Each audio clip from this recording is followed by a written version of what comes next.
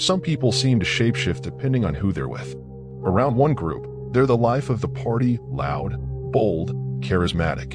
In another setting, they're quiet, withdrawn, almost unrecognizable. And if we're honest, we've all done it too. Ever catch yourself acting in a way that doesn't feel true to who you really are? So what's going on here? Why do so many people pretend to be something or someone they're not? Today, we're diving deep into the psychology of identity, why we perform, why we hide, and what it really costs us when we disconnect from our true selves. We'll unpack powerful ideas from thinkers like Carl Jung, Erving Goffman, and Donald Winnicott. We'll talk about fear, trauma, social survival, and what it takes to finally drop the mask. Let's start with a fascinating idea from sociologist Erving Goffman, called the presentation of self in everyday life. Goffman believed that human interaction is a kind of theater. Each social situation becomes a stage, and we step into different roles depending on the audience. We put on costumes, our clothing, our tone of voice, our expressions, and we play the part: student, friend, leader, caregiver, rebel. This doesn't mean we're being fake. It means we're adaptable. Identity isn't static, it's fluid. But here's the twist. Goffman made a distinction between the front stage, where we perform, and the backstage, where we drop the act and just exist.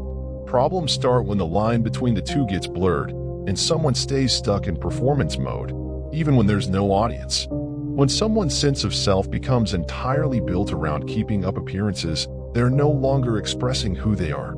They're protecting who they think they need to be. And often, that protection is rooted in fear. Fear of judgment, fear of rejection, fear of not being enough. This brings us to one of the most haunting concepts in psychology: the false self, introduced by psychoanalyst Donald Winnicott. According to Winnicott, the false self is born in childhood, especially in environments where emotional expression wasn't safe. If caregivers were critical, unavailable, or overly controlling, a child learns to suppress their real feelings and needs. They begin to perform instead. They become who they think they're supposed to be: well-behaved, agreeable, polished. But underneath that surface, emptiness, a quiet ache, a question: if I stopped performing, would anyone still care? In adulthood, this false self shows up as chronic people-pleasing, perfectionism, or feeling like a fraud even in moments of success. Pretending becomes second nature, not to impress, but to survive. Carl Jung had a similar insight. He called it the persona, the mask we wear to function in society. It helps us navigate the world. But Jung warned, if we cling too tightly to that mask, we begin to lose touch with what's underneath. That hidden part of us, our unfiltered emotions, insecurities, desires, Jung called the shadow. And the more we try to appear good or strong on the outside, the more we bury the parts of ourselves that don't fit that image.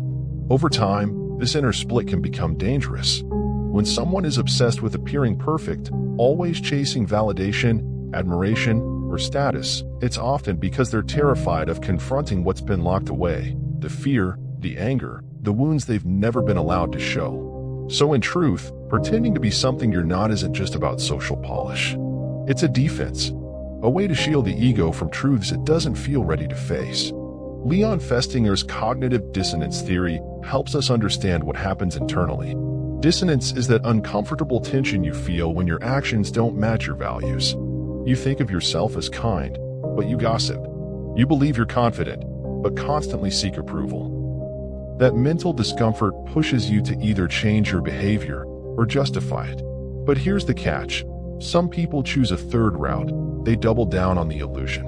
They build a social bubble that reinforces their mask while avoiding anything or anyone that threatens to pull it off. This is where self-alienation sets in.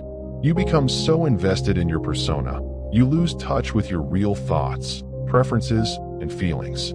You wake up one day not recognizing yourself. And nowhere is this more obvious than on social media.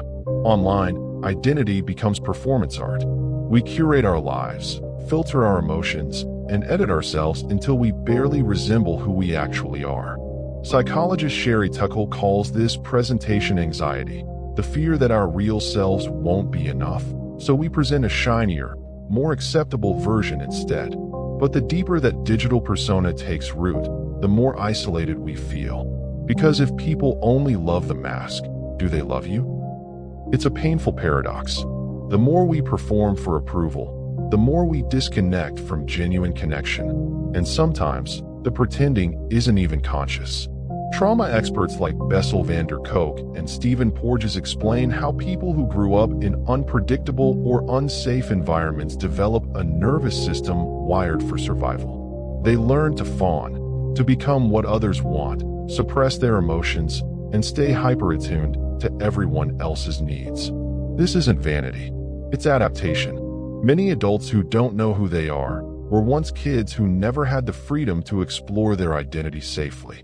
They didn't choose to perform, they just never had the option not to. Abraham Maslow understood this too. After food, water, and safety, humans crave belonging. And when authenticity threatens our place in a group, whether it's family, school, or society, we often choose conformity over truth. It's not that people are fake, it's that they're scared of being judged, abandoned, unseen. But the cost of constant performance is high. Chronic anxiety, depression, burnout, low self-worth, unfulfilling relationships, a constant sense of being misunderstood, even by the people closest to you. Because when your life becomes a stage, love starts to feel conditional, and success, it feels hollow. Which brings us to the big question. How do we stop pretending? Here are 5 starting points. 1. Become aware. Notice when you shift who you are around different people. What parts of you are being hidden, and why? 2. Explore your shadow. Ask yourself, what emotions or traits have I disowned?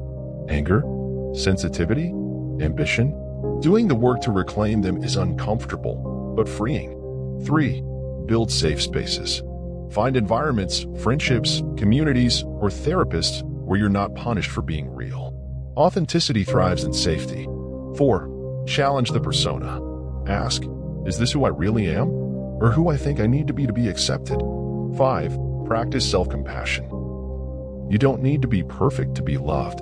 You don't need to earn your worth. You already are enough. Here's the truth. Pretending isn't a personal failure. It's a learned response, rooted in fear, shaped by experience, and reinforced by a world that prizes image over depth. But once you see the pattern, you can choose differently. You can stop performing and start connecting.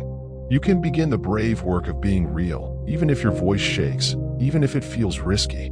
Because behind every mask is someone longing to be seen. Thank you for unlocking the mind with us today. If this spoke to you, subscribe, like, and share it with someone who might need it too. Stay curious. Stay honest. See you next time.